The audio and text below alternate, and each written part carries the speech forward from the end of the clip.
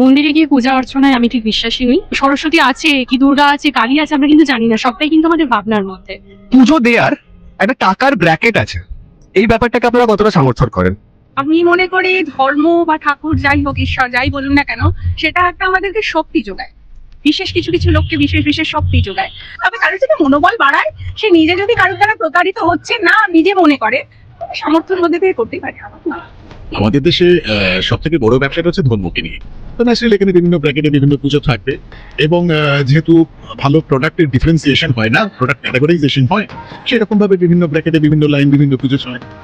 মন্দিরের আড়ালে যে আজকাল কি চলে, আজকালকার যুগ যুগান্তর ধরে কি চলে এসছে, সে সবাই জানে।